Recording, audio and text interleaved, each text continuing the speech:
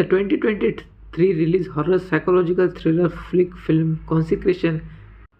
The film opens with Grace, which is an independent and skeptical ophthalmologist, receiving the devastating news about her brother, that is the father, Michael, and he has been reportedly died in a very murder-suicide incident at the Mount Savior convent, and a very remote and eerie and religious community that is situated in the Scotland.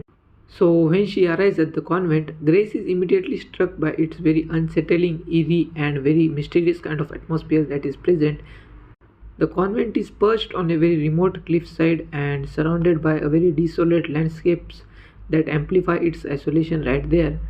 And and the nuns we see in this film are, I mean, they are just dressed in a very black and white habits, and their behavior is very cold, rough, and tough and ritualistic, so bordering on fanatical. And Grace meets Father Romero, a Vatican investigator sent to examine the death, and the Reverend Mother, the convent's stern and enigmatic leader that has been a leader for a very long time, and just seeing all the activities that are happening in and around the church and the Scotland in general, or the area they are residing in. Father Romero explains that Michael had been acting strangely before his death and expressing concerns about the convent's practice. Grace, being an atheist, that she does not believe on God or something like that, with a strong distrust of religion, clashes, conflicts with Romero and the Reverend Mother. Her direct and often confrontational nature, that is, setting the argument between two of them, just sets her apart from her obedient and the devout nuns, making her an outsider in that environment, and she's facing no difficulty because of her argumental nature with both of them. And now Grace starts digging into the circumstances that surround her brother's death, and we see that she learns that the Michael had been researching the convent's dark history and in general what is the history that lies behind this place, and had become increasingly paranoid about this thing.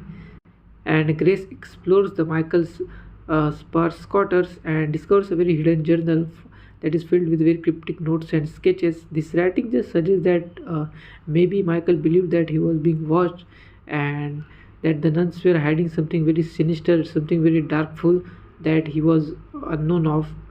And the convent itself is a character in the story. I feel that it always have a dark hallways, a dark culture, a dark history behind that, ancient relics and hidden chambers. So now Grace try to just begins experiencing unsettling phenomenon, including the strange visions of blood-stained altars and shadowy figure just lurking around, and disembodied whispers. And these occurrences just blur the line between what is the reality and supernatural, so you really cannot distinguish between them, and leaving Grace and the audience question that what is real and what is not.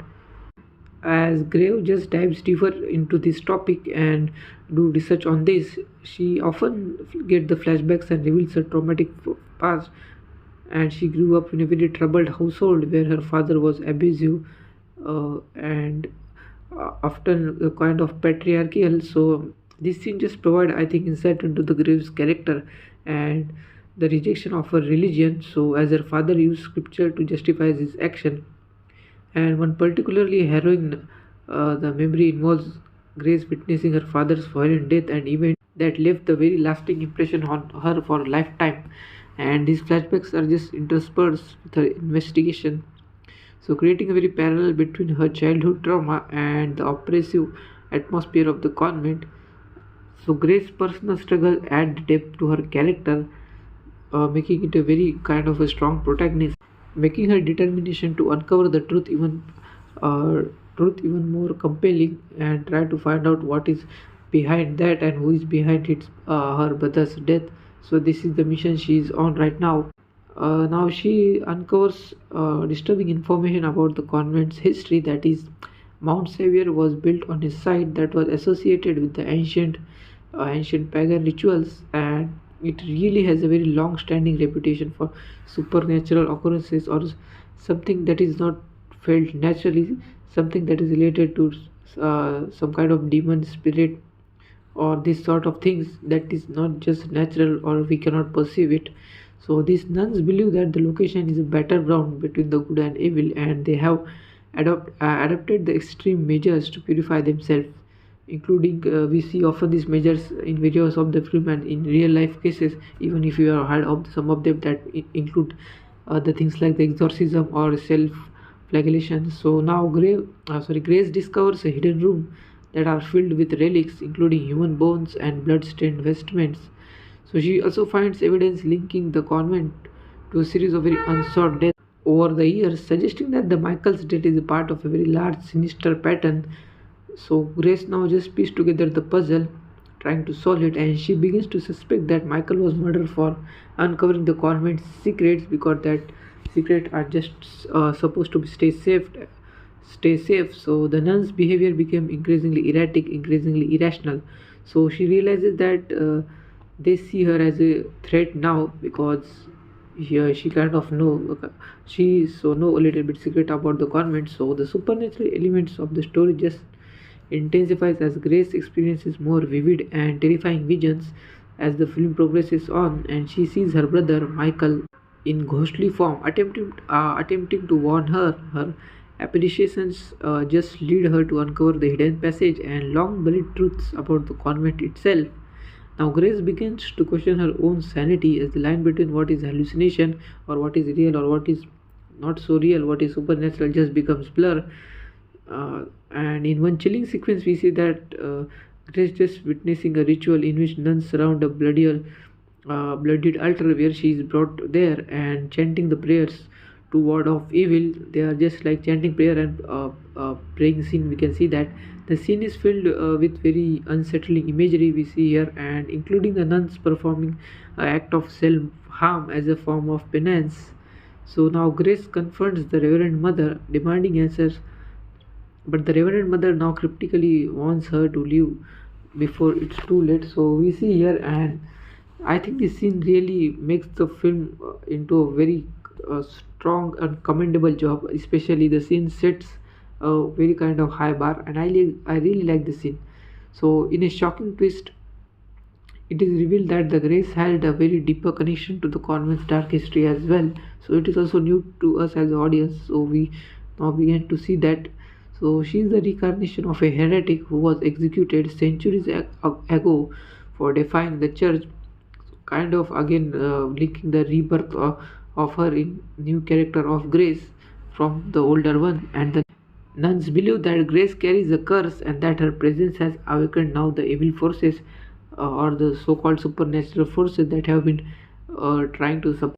So here the revelations just forces now the character of the Grace to confront her own identity and her brother's role in protecting her. So Michael had discovered her true nature and was trying to shield her from the convent's fanatical leaders. So this was his aim, this was his mission, and his death not actually suicide, if you see right here. So it was a planned kind of a murder that was orchestrated by the Reverend Mother and her followers. The climax of the film is a tense and violent showdown between the Grace and the convent's leader. The nuns, led by the Reverend Mother, attempt to perform a ritual to cleanse Grace of her supposed curse that is brought to her or into her fate. They believe that sacrificing her will eventually just banish the evil from her midst, but Grace just fights back casually, trying her full effort to do so and using her intelligence and resourcefulness to outmaneuver her captors. And she confronts Father Romero, exposing his complexity in the cover-up. And now Romero is just torn between his loyalty to the church and his growing doubt about the convent's practices. Ultimately turns against the Reverend Mother. So now she indirectly taken help of Father Romero, and he's on her side. So now team becomes eventually stronger here. So we see here in the final confrontation battle that takes place in the chapel, where Grace faces the Reverend Mother in a battle of wills, and the scene is just filled with supernatural phenomena, including the flickering lights, ghostly apparitions, and climatic explosion of energy that destroyed the part of the convent that was present there. The film just ends ambiguously, leaving viewers with lingering questions such as that Grace survives the ordeal but is forever just changed by the event that caused so, and she leaves the convent carrying her brother's journal as a very kind of testament to his bravery and sacrifice. As she drives away, she reflects on her own identity and the nature of good and evil. The final shot shows that the convent in ruins, and with the surviving nuns gathered in prayer, and shadowy figure is seen in background, suggesting that the evil grace supposedly vanished but may not be gone after all these things. And the ending just raises question about the faith, the redemption, and the cost of the uncovering the truth, what it actually cost, and did grace just truly defeat the forces of darkness or the forces of evilness, or was she merely a pawn in this larger unknowing larger part of the game? And the ambiguity just invites we as a viewer or the audience to draw their own conclusion that what may be it, and making it a very thought-provoking and unsettling story and unsettling conclusion to the story. And these films, I think, really explored various themes that just include some broad spectrum theme like things like the faith in religion, what to believe, what not to believe, or on how much uh, do we as a human tend to just move towards God or the opposite forces, that the evil forces. And this just basically keeps come under the faith category, and skepticism, and also that the clash between the science and religion. So they definitely have some different views about both the science and religion, so kind of making it a very contradictory here. And so we see here Grace's journey is as much about confronting her own trauma, I think, and it really uncovers the convent secret right there. And the movie also, I think, critiques the danger of just blind devotion and the ways in which religious institution can uh, just make violence and oppression, or they just uh, try to get their own things done and just try to make their devotees kind of their servant, and just make them follow their orders of any kind without just even thinking once or twice, or without using their brain for the first period of time. Because whenever the factor of the religion comes in, for most of the people it is just blind thing, because whatever they say they have to follow it on the first note. So it is like that. So the line just really blurs between what we have to do and what have to be done.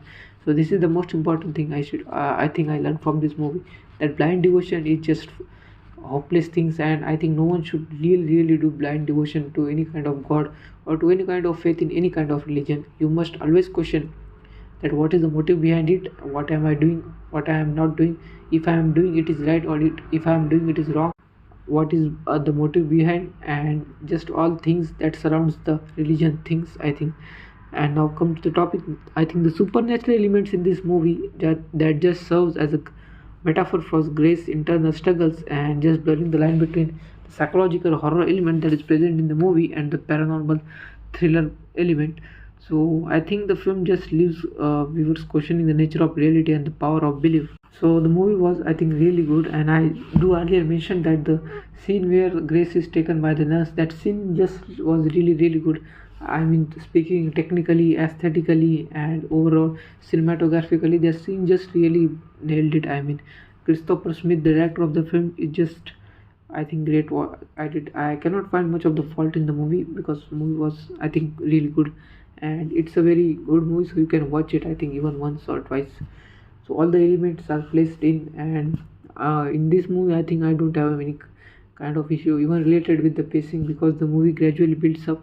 So no complaint there. Acting wise, it was brilliant by Grace and other character including Father Romero and the Reverend Mother. It was brilliant, so no doubt in that case department. And the film is just visually haunting, and thematically it is a very ambitious film. The one thing that stood out me for was the atmosphere and the setting of the movie, and that is the movie really set its atmospheric tension. The cinematography really amplifies the eerie isolation with the sweeping shots of the barren landscape and dimly lit interiors and the gothic architecture. And as I mentioned earlier, uh, Jena Malone just delivers a very compelling and very standout and a brave performance as Grace, a very skeptical and determined protagonist in this movie, and her portrayal just captures, I think, both the strength, vulnerability, grief of the character as she navigates the haunting revelation about her brother's death and her own identity. And it really explores the tension between science and religion, I think, the skepticism and belief, and Grace was atheist, so her atheism clashes with the nuns' faith, creating very philosophical undercurrent that all elevates the story just beyond a typical, I think, horror movie that we see nowadays. So it really have a mix of various themes of the movie that just makes the movie into a superior tier, I think. And I think this kind of movie just deserve more audience or more appreciation because it was really good. I think you should watch the movie. And if you like such kind of breakdowns, do subscribe to Cinema Shadows. Thank you for watching.